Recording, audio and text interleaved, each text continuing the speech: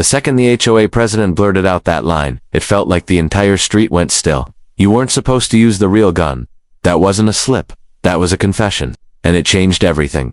Tessa kept her knee on Dale's back, her breathing calm, eyes focused. She glanced toward me once, just once, and I knew that look. She was already analyzing the next threat. My neighbors stood frozen across their porches, holding gardening tools and phones, trying to process what they've just witnessed. It wasn't a scuffle. It wasn't an argument. It was an ambush, gone sideways. Dale groaned beneath her. I didn't mean to, he muttered, but Tessa cut him off. You aimed a loaded weapon at me, she said, her voice low. That's no accident. The HOA president took a step closer. Her hands were up like she was trying to de-escalate, but her eyes flicked toward the dropped gun. She wasn't trying to calm anyone. She was stalling, buying time. I think there's been a misunderstanding, she said, trying to smile. Dale's not a threat. This was just ... bad judgment. Tessa stood up, but never took her eyes off either of them. She kicked the weapon further away with the side of her boot and said, Nothing. Then, I spoke up. You just said, real gun. What does that mean? What were you expecting him to pull? The HOA president faltered, words caught in her throat. We had a training protocol. He wasn't supposed to use ... that one.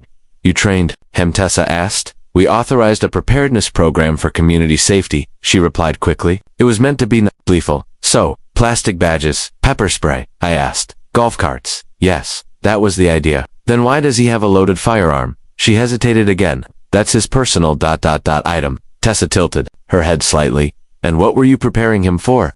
The president didn't answer. Not directly. She turned to the gathering neighbors. Folks, we're going to handle this internally. There's no need to escalate. HOA protocol allows us to manage private security matters without police intervention. You pointed a gun at my daughter, I said. There's no internal handling of that.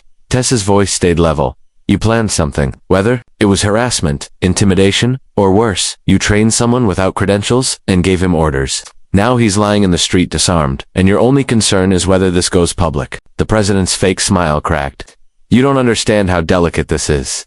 Tessa stepped forward. Oh, I understand. I've worked in countries where this kind of thing is normal, where men like Dale act like gods because people like you give them power without oversight. Then, she turned and pointed at one of the neighbors. Call the police.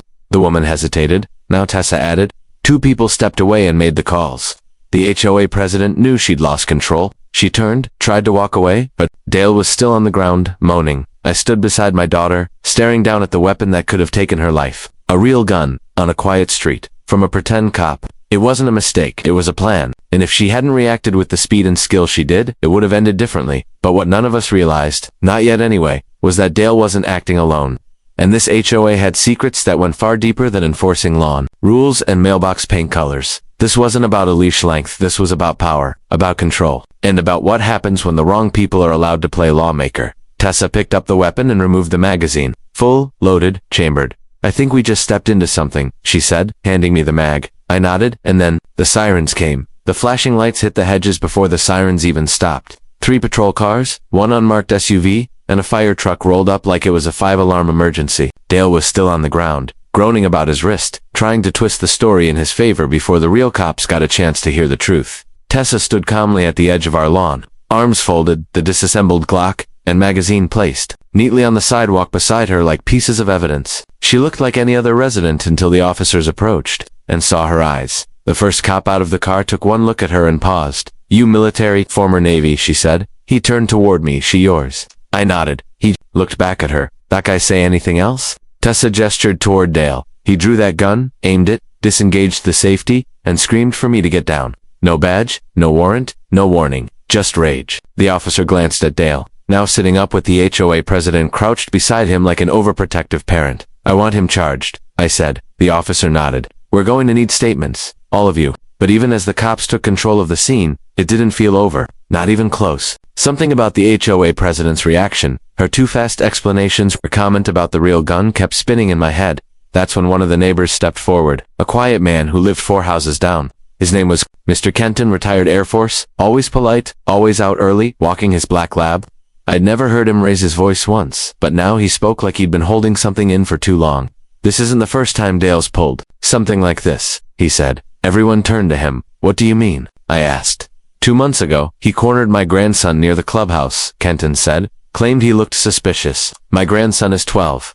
Dale searched his backpack, said he was within his rights. I filed a complaint with the board. They buried it. The HOA president went pale. That's not accurate. Kenton kept going. A week later, my mailbox was smashed. I asked for security footage. It was gone. They said the cameras were offline that day. Now the story was unraveling. Another neighbor spoke up. He blocked my driveway last month. Told me my parking habits were being reviewed by a subcommittee. What subcommittee? No one would say. He followed my daughter to school. Someone else added. She said he made comments about her skirt being too short for neighborhood standards. It all poured out. Months of behavior everyone brushed off as paranoia, or Dale just being Dale, but now, with a gun in the mix and an entire street talking, the pattern couldn't be ignored. The HOA president stepped back, as if the words were physically pushing her toward the exit. The officer in charge pulled her aside, asked her to sit in the back of the SUV while they sorted things. She didn't argue. Meanwhile, Dale sat silent. No more excuses, no more fake authority, just a defeated man in a vest that didn't matter anymore. But Tessa wasn't focused on him. She was scanning the neighborhood. Watching people, watching reactions, she leaned toward me. There's more to this. She whispered more. Dale's just the face. The HOA gave him the power. Someone else gave him that gun. The question is, what were they preparing him for? And then she asked the one thing that chilled me more than anything. What if this wasn't meant for me? I didn't have an answer. But deep down, I knew she was right. This wasn't over. It hadn't even started yet. The next morning, I woke to the sound of paper sliding under my front door. No knock, no footsteps. Just a quiet whisper of motion, followed by silence. I opened the door and looked both ways. But the street was empty. The paper was folded once. No envelope. Inside was a single typed sentence. Ask about Incident 6A. Start with the clubhouse archives. No name, no signature. Just that. Tessa read it over my shoulder, her face unreadable. Whoever left this either wants us to dig, or wants us dead. I asked what Incident 6A meant, but she just shook her head. Could be a file designation, internal record, maybe even police code. We grabbed our jackets and headed to the Willow Ridge clubhouse. Normally, the HOA president or Dale would be sitting inside, micromanaging resident complaints and reviewing violations like lawn length and trash bin angles. But today, the clubhouse was quiet, almost too quiet. The receptionist, a woman named Dina who had always looked the other way when Dale barked orders, now wouldn't meet my eyes. She handed over a clipboard without a word, pretending we were just signing up for a tennis court. Tessa leaned in. We need access to your archives. Dina blinked. Those are board restricted. You're going to make me ask again? Tessa's voice wasn't threatening, but it was sharp. The kind of voice that made people listen. Dina hesitated. Then she reached under the desk and slid over a metal key. Bottom drawer. Filing cabinet room in the back. I was never here. The storage room behind the clubhouse smelled of dust and chemical cleaner. Dozens of beige cabinets lined the walls. Most were locked. One in the corner had a missing drawer handle like someone had tried to pry it open before. Tessa tried the key. It clicked on the third drawer down. Inside were old HOA records, violation notices, landscaping invoices, architectural requests. Useless stuff. Until she found the manila folder, tucked behind a stack of outdated bylaws. It was labeled 6A. Confidential, internal action required. Inside were printed emails, photos, and handwritten notes. One picture made my stomach turn. It was Dale, but not recent. Younger, dressed in a private security uniform, standing outside a foreclosed home. Two kids in the background, one crying, one filming. What is this? I asked. Tessa flipped through. The pages looked like years ago. Before he joined the HOA, Dale worked private evictions for a third-party company. This file, she paused, documents an incident involving excessive force, property damage, child endangerment, witness, reports all buried. The last page was a signed agreement from the HOA board, approving Dale's appointment as community safety liaison. Despite knowledge of the incident, they knew what he'd done, and gave him a fake badge anyway. Tessa's face hardened. They didn't just let him in, they protected him. We scanned the names on the documents. Some were board members we'd never heard of.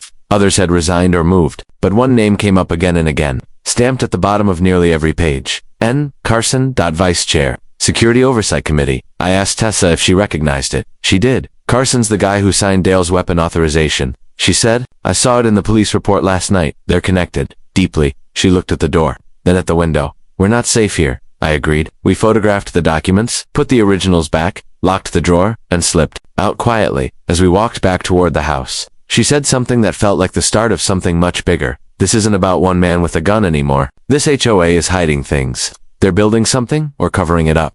And then we saw the white SUV parked across the street. No license plates, windows tinted. It hadn't been there an hour ago. Someone knew we found the file, and they were already watching. We didn't go back inside the house. Tessa spotted the white SUV 2 seconds before I did, and in that moment, she shifted into full operator mode. No panic, no hesitation.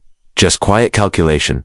Turn around, she said calmly. act like we forgot something at the clubhouse. We looped back down the sidewalk as if we were out for a stroll. I glanced over my shoulder. The SUV didn't move, but I saw a shape behind the tinted glass, someone sitting in the driver's seat, watching, waiting. Once we were behind the hedges and out of direct line of sight, Tessa pulled me behind the clubhouse and whispered, "They're not just watching us. That vehicle had signal dampeners on the side windows. It's military-grade surveillance glass. Whoever's in there isn't HOA. Not officially. You think they're contractors?" She nodded. "Private. Probably hired through one of the same firms Dale used to work with. This isn't local intimidation anymore. It's a containment strategy."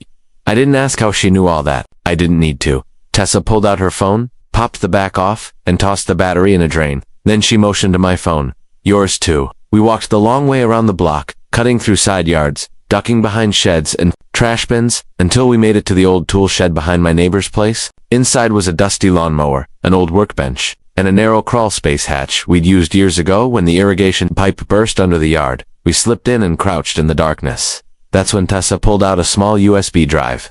I took this from the clubhouse terminal. It was tucked behind the HOA admin desktop tower. I don't think they knew it was still there. I stared at the drive. "What's on it?" She inserted it into her hardened tablet, the one she brought from deployment, and never let out of her sight. As the files loaded, her eyes narrowed. "There's a subfolder labeled Nightingale. Password protected, but it's connected to a hidden Wi-Fi network. And look at this." She turned the screen to show a satellite map of Willow Ridge. Each house was marked with colored dots, red, yellow, green. I asked what the colors meant. "Red means flagged," she said. "Surveillance active. Files attached. Most of the red houses are residents who've filed complaints or resisted HOA notices. Mine was red dot, so was Kenton's. Even the woman who had called the police yesterday was red dot." Tessa clicked into my profile. It had audio logs, camera snapshots, GPS history from my phone, even a breakdown of the time I spent away from home in the last 6 months. "How did they get all this?" I whispered. Tessa shook her head. "The HOA didn't do this alone. They had help. Corporate surveillance software. Expensive, illegal. You don't just buy this off the internet.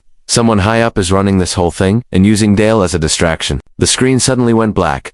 "Signal interrupted," Tessa muttered. "They're trying to breach the tablet." She yanked the USB out, crushed it under her boot, and pulled the battery from the device. We sat in silence for a moment. "Who the hell are these people?" I finally asked. Tessa looked at me, dead serious.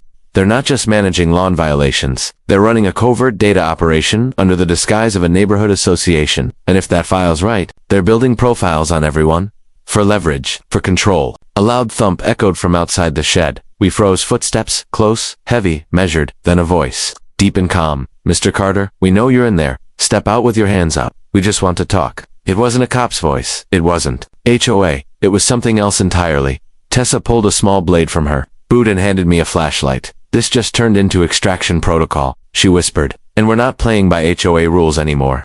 The voice outside the shed didn't repeat itself. No threat. No countdown, just the low thump of boots on mulch and the unmistakable click of a safety being turned off. Tessa didn't flinch. She held up 2 fingers, motioning to the back hatch under the crawl space. We slid into the tunnel like shadows, crawling fast through dirt and roots until we emerged on the far side of Kenton's fence. His black lab barked once, then went silent when it saw Tessa. Even dogs knew not to mess with her. We stayed low, slipping between hedges, weaving through backyards until we reached the chain-link fence that bordered the old Willow Ridge community pool. It had been under renovation for 3 years or so, the HOA claimed. But no one ever saw workers, permits, or progress. Tessa stared at the sagging pool gate. "They never planned to reopen it," she whispered. "They just needed a reason to keep it closed off." We climbed the gate and dropped inside. The pool was drained, cracked, and filled with leaves. But something caught Tessa's eye. A row of small metallic plates embedded near the deep end, almost flush with the concrete. "Sensors? Give me your knife," she said. I handed it over. She jammed it between 2 tiles and pried. Click.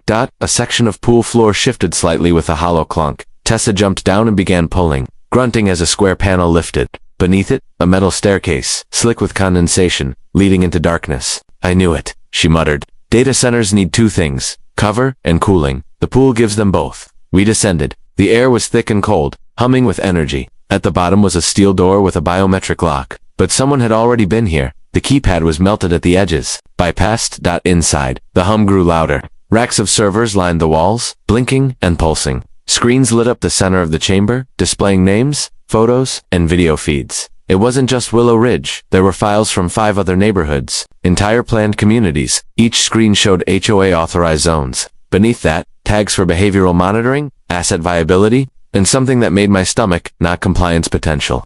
They weren't managing property values. They were experimenting with psychological control, manipulating residents, based on data. And then, we saw the live feed. It was us, Tessa, and me, standing in the server room. Real time, no delay. "We've been made," she said. An alarm blared overhead. Tessa ran to the main terminal. "Cover me." I positioned myself near the entryway with a wrench in my hand, heart hammering.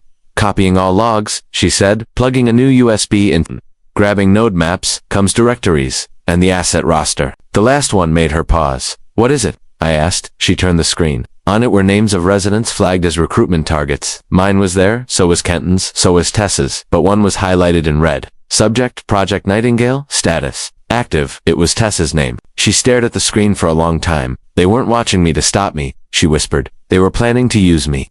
Suddenly, metal clanged above footsteps rushing down the stairs. Too many to fight. Tessa yanked the USB out, grabbed a backup drive, and motioned to the maintenance hatch near the air vents. "In there now." We crawled through the vents just as voices filled the server room. Mail.com, professional, not HOA, not neighbors. These were contractors. "Cleanup crews, retrieve the drive," one said. "And if she's here..." We held our breath, then silence. Tessa looked at me with steel in her eyes.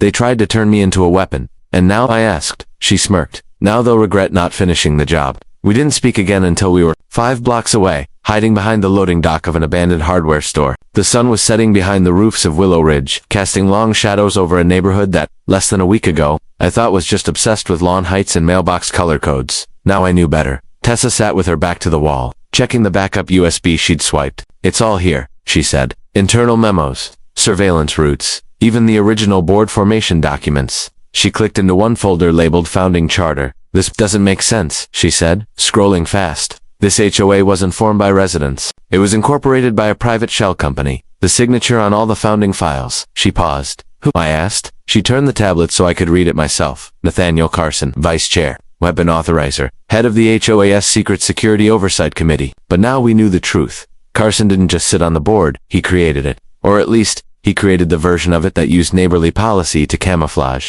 Mass data collection. Tessa zoomed in on one scanned page showing an old land deed. "Carson doesn't live in the neighborhood, never did, but he owns the land right next to the West Retention Pond. On paper, it's marked as community access green space." I blinked. "There's nothing there, just trees." "Exactly," she said. "We made our way there under cover of darkness, taking side streets and cutting across yards. The so-called green space was overgrown and gated, but Tessa noticed the keypad mounted under a fake birdhouse on the fence post. She entered a code. Nothing happened. She tried again. Still nothing. Then she smiled. "Old trick," she muttered, pressing 3 buttons simultaneously. The lock clicked. The gate opened. Behind the trees, nestled in a hollow and camouflaged with tarp and shrubs, sat a low concrete structure. No windows, just one steel door. We stepped inside. The interior looked like a war room. Maps, red string lines, dry erase boards covered in acronyms and rotations. A single desk glowed in the corner, lit by an old green lamp. And sitting behind that desk, quietly sipping tea, was a tall, silver-haired man in a pressed vest. He didn't look surprised to see us. "Miss Carter," he said to Tessa, setting the teacup down. "It's been a long time." My stomach dropped. "He knows you." Tessa stepped forward, calm but alert. "I trained your daughter. She quit, said she couldn't follow orders without conscience." Carson nodded. "And yet you're the one who came back here digging, snooping, cracking into things you don't understand. You built a behavioral control center under a community pool," she said flatly. "Pretty sure I understand enough." He leaned back, lacing his fingers. "What you found was just the beta test. 5 communities, each under a carefully managed data pilot. You think this is about HOA rules, lawn care, parking violations? No. This is the future of civil compliance." I stepped in. "You're spying on innocent people." Carson smiled. "I'm preparing them. The world is unstable. People crave order, structure. We give them that gently, quietly, without all the noise." Tessa drew closer. "You built a framework to control lives without their knowledge. That's not order. That's dictatorship in a sweater vest." He chuckled. "You sound just like your father." She froze. "What did you say?" Carson's expression didn't change. I knew him before he disappeared. He and I didn't see eye to eye. He wanted the world free. I wanted it secure. Tessa's eyes hardened. "My father died in combat," she said. Carson looked away. "Is that what they told you?" The room went silent. Tessa took one slow step back. "I'm ending this," she said. "Whatever you built, it dies tonight." Carson sighed. "Then I suppose I'll have to alert the board." He pressed a button under his desk. Alarms began to blare. "Run," Tessa said to me. We did, but I knew something had shifted inside her. This wasn't just an operation anymore. It was personal. We ran hard through the woods as floodlights snapped on behind us, washing the overgrown trees in sterile white. Carson's bunker disappeared behind a wall of synthetic fog released through hidden vents. They were trying to cover their trail. Again, Tessa didn't slow until we reached a dry creek bed behind the maintenance trail. She crouched, pressed her hand to her ear, and muttered, "Audio sweep clear. No drone noise. We've got 90 seconds before they redeploy." I stared at her. "You said your father died overseas." "That's what my mother told me," she replied, her voice low and tight, "and the Navy never said otherwise." But Carson just cracked that open, and I don't think he was lying. We hunkered behind a rusted fence as Tessa pulled out the backup USB again. She plugged it into her tablet, scanning folders, flipping through encrypted messages. Then she found a .project Nightingale classified level for clearance. Inside the folder were files labeled Carter James profile active until 2013, and reactivation attempts flagged by SEAL Training Division. She opened a video file. A dimly lit interrogation room appeared. A man, Leanne Buzzcott, with the unmistakable posture of a soldier, sat calmly across from an officer whose face was blurred. Tessa's hand trembled slightly. "That's my father," she whispered. The video was time-stamped 3 months after his supposed death. The voice in the background asked one question: "Would you comply if your family's safety depended on it?" Her father answered, without flinching, "Not if it meant giving you control over them." The screen flickered. End of file. Tessa stared at the tablet, motionless. "They took him," she said. "He refused to help them build the system, and they made him disappear." Now it all made sense. Carson hadn't just created the HOA operation, he buried anyone who resisted. But Tessa's father had been the original firewall, and now, she was next in line. We got back to my garage and locked down. Tessa laid out the plan, leaked the documents and video to every media outlet with untraceable routing. Trigger the failsafe power surge in the HOA server room, frying every data rack. Still online? Confront Carson one last time, on our terms. "What if he's ready for it?" I asked. "He is," she said simply. "That's why we bring leverage." Kenton arrived 5 minutes later. He was done hiding. His brother, a city IT contractor, had discovered the HOA was routing signal taps through municipal data hubs. This thing had roots deep in the city's infrastructure. "Everything's rigged," Kenton said. "Even the neighborhood mobile app tracks movement. I deleted it off my phone 2 days ago. Guess what? Still pings GPS." Tessa turned to him. "We need the HOA emergency override key. It's physical, gold-plated. They use it to reset the system in case of power failure." "Where is it?" Kenton pulled out a keychain with a brass tag. "Stole it off Dale's belt 2 nights ago when he got blackout drunk on HOA wine." Tessa smiled. "Perfect." The next night, we made our move. Tessa slipped back into the community pool site, dressed in tactical black, moving like vapor. She planted thermal charges near the data core while I uploaded the documents from a remote node. At exactly 11:47 p.m., the entire neighborhood flickered, then a blackout. Seconds later, boom, a muffled detonation from underground. And the HOA surveillance system died with it. We watched from the hill as the fire suppression kicked in, but it was too late. The files were already sent, the data already leaked, but we weren't done yet. Tessa turned to me. Time to knock on Carson's door. Carson's house sat at the edge of the woods, dark and still, like it was holding its breath. But we knew better. Behind the frosted windows and manicured hedges, he was watching, waiting. Tessa adjusted the earpiece Kenton had rigged. Thermal scan confirms 2 heat signatures. Carson's in his study. Someone else is with him, motionless.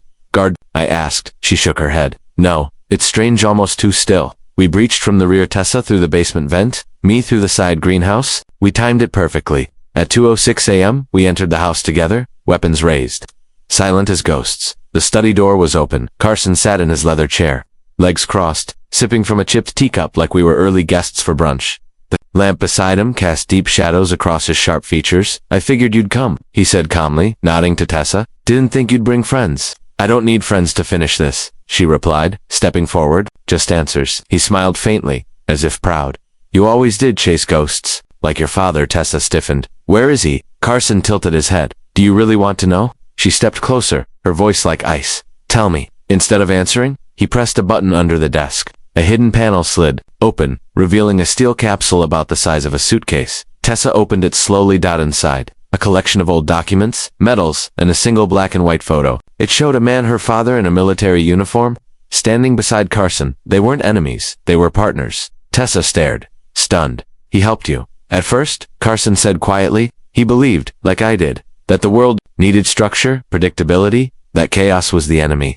He was my friend, my equal. So what happened? He changed," Carson said, his voice softening. "He wanted to shut it all down. Said we crossed a line. He was going to leak everything." Tessa clenched her jaw. "So you killed him?" Carson exhaled. "No, I couldn't. I exiled him. He disappeared, off-grid, probably dead by now, but not by my hand. Silence hung like a storm cloud. And you think that makes you the good guy? I asked. Carson looked at me with something close to pity. The world isn't divided into good and evil. It's divided into those who act and those who react.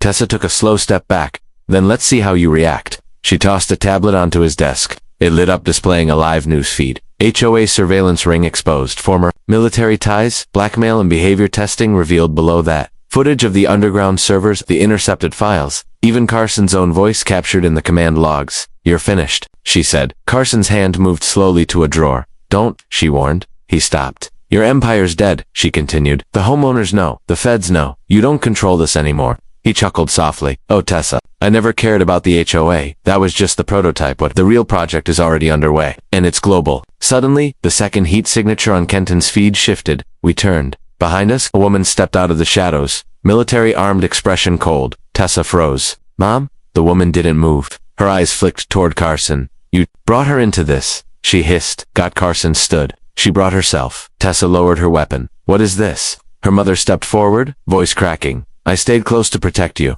I couldn't risk you learning too soon. If I resisted, they would have killed you. You were part of it. No, she said, tears in her eyes. I was trying to destroy it from the inside. Carson moved for the back door. But this time, Tessa was faster. She dropped him with a shoulder strike, disarmed him, and pinned him against the wall. You're done, she whispered. 3 weeks later, the HOA was dissolved. Federal investigations were ongoing. Carson was in custody, and Tessa, she left Willow Ridge quietly. No goodbye, just a note on my desk. They underestimated us once. Never again. I'm going after the ones who built this, whatever it takes. I watched her drive away that day, a Navy SEAL trainer, daughter of 2 covert operatives, and the woman who took down a suburban surveillance empire. Funny thing is, all they had to do was leave her alone.